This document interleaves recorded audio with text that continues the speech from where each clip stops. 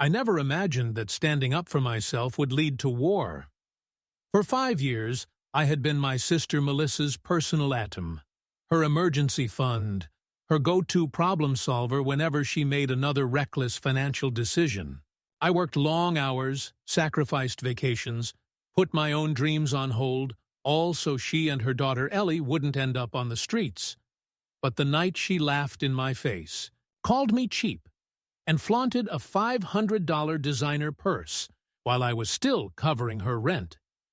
That was the moment something inside me snapped. The dinner table went silent, the weight of my words hanging in the air like a blade. My parents avoided my gaze, suddenly very interested in their food. My Uncle Rob, the only family member who ever seemed to have a grip on reality, leaned back in his chair and let out a low whistle. "Way to go, John," he muttered, clapping me on the back. "You don't owe anyone anything." Melissa blinked, stunned for a moment, then scoffed. "Oh, come on, John. Don't be dramatic. You're really getting upset over a purse?" My hands clenched into fists beneath the table. "No, I'm upset over the 5 years I've spent making sure you had a roof over your head while you wasted money on useless crap." I pushed back my chair and stood up, my heart pounding. "I'm done, Melissa. No more rent. No more bills. No more handouts. You're on your own." For the first time in years, Melissa looked genuinely caught off guard.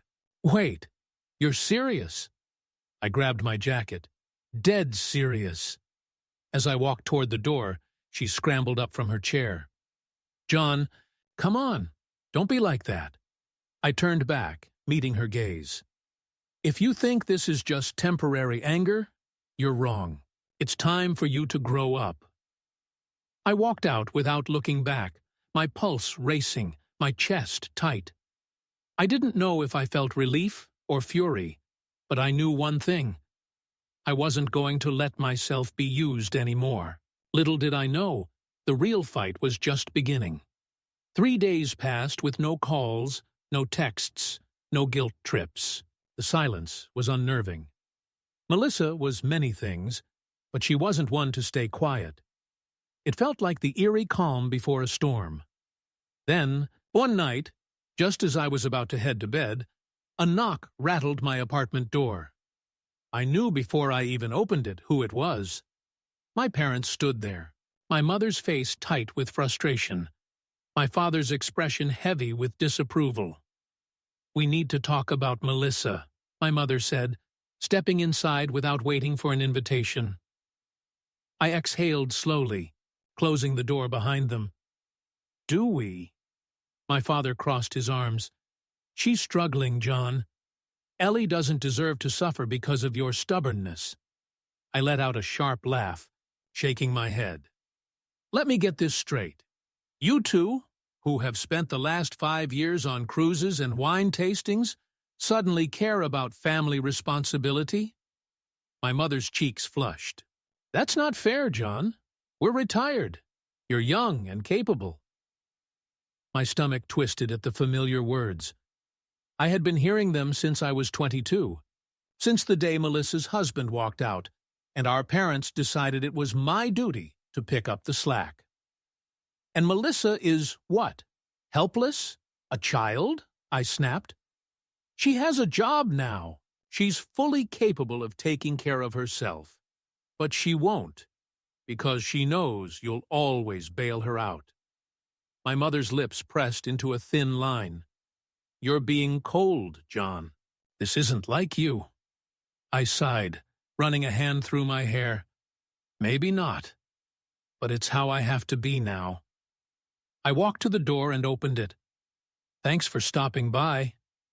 My father's jaw tightened, his shoulders stiff. My mother's eyes filled with unshed tears, but she didn't say another word. They walked out, defeated, but still unwilling to admit it. For the first time in years, I had stood my ground. The relief lasted exactly 2 days. Then Melissa called. I almost didn't answer, but curiosity won out, and I picked up. "What do you want?" I asked, skipping pleasantries. Her voice was light, almost cheerful. Just wanted to let you know I'm moving out of my apartment next month.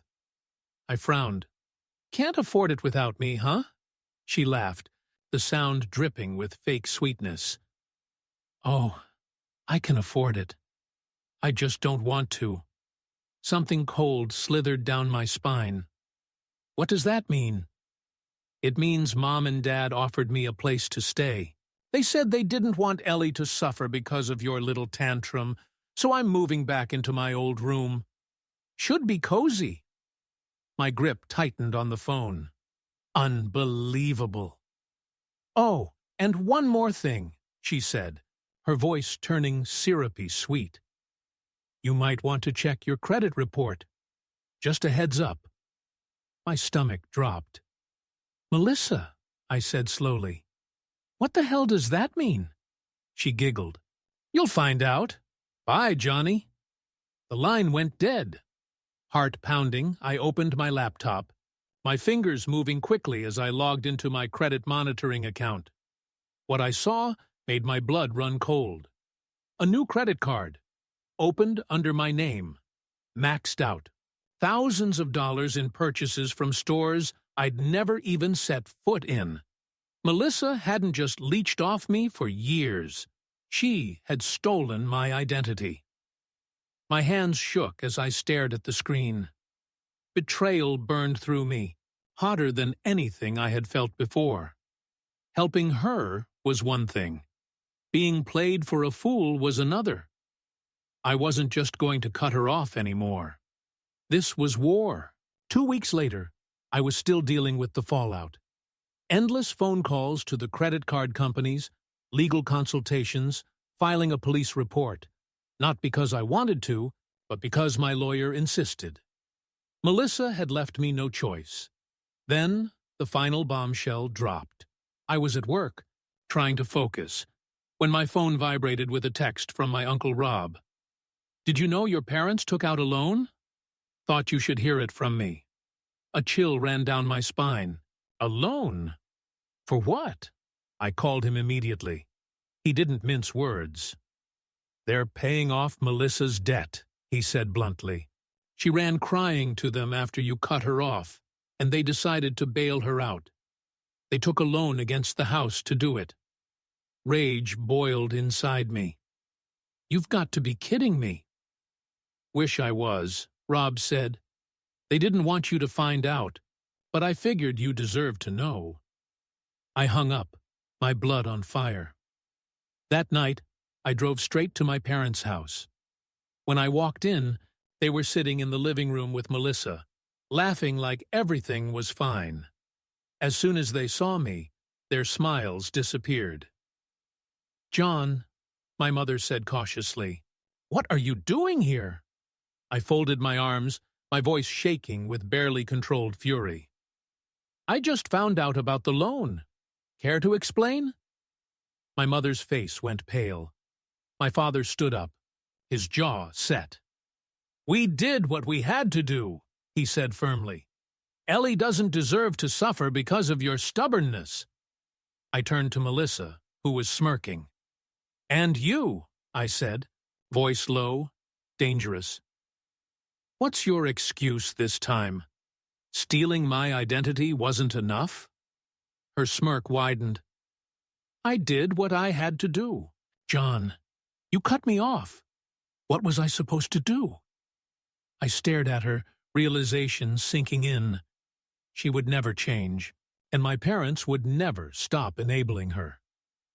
You already walked out on me the moment you decided my sacrifices didn't matter, I said quietly. I've been your scapegoat long enough. Melissa laughed. You'll be back, John. You always come back. I met her gaze and smiled. Not this time. I walked out, slamming the door behind me. The moment I stepped outside, the cold night air hit me like a slap to the face. My hands were shaking, not from fear, but from the sheer intensity of what had just happened. 5 years. 5 years of being their crutch, their financial safety net, their backup plan. And now, finally, I had walked away. My phone vibrated in my pocket. I didn't even need to check to know it was them. My family had a pattern: push, manipulate, guilt trip. They were probably already flooding the family group chat with messages about how heartless I was, how I was abandoning my own flesh and blood. I drove home in silence, my grip tight on the steering wheel. By the time I reached my apartment, my phone had over 20 unread messages. Mom, John, please don't do this. We're family. We have to stick together. Dad, this is disappointing. You weren't raised to be this selfish. Melissa, Lameo, you really think you're better than me? Enjoy being alone, loser. Melissa, oh wait, you already are. I turned off my phone and tossed it onto the couch. I wasn't going to let them get to me. Not this time. The next morning, I went straight to the bank to put a fraud alert on my accounts. I froze my credit, changed all my passwords, even requested new debit and credit cards. I wasn't just cutting Melissa off financially, I was making sure she would never have access to my life again. But the real nightmare came a few days later. I had just finished work when I got a call from my lawyer. John, he said, his voice tense, you're not going to like this. I exhaled sharply. What now? Your parents co-signed a personal loan for Melissa. My stomach twisted. What? They took out another loan, this time under their names, but it was secured using your credit history. Melissa used your information to boost the application. My head started pounding.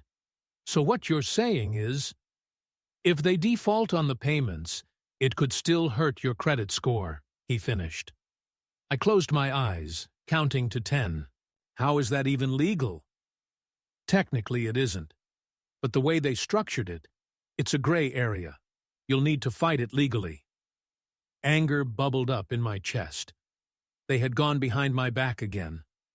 I had expected Melissa to try something, but my own parents. The betrayal burned. Okay, I said through clenched teeth. What do I do next? Over the next few weeks, I found myself drowning in legal paperwork, fraud claims, and endless phone calls with banks. Every day, I uncovered another way my sister had screwed me over. Fake credit applications, forged signatures, even attempts to access my savings account. And yet, my parents still defended her. She's struggling, John, my mother pleaded over the phone. Ellie needs stability. Then maybe she should get a second job, I snapped. Maybe she should stop acting like the world owes her everything. John, my father said in a low voice, if you don't let this go, you're going to destroy this family.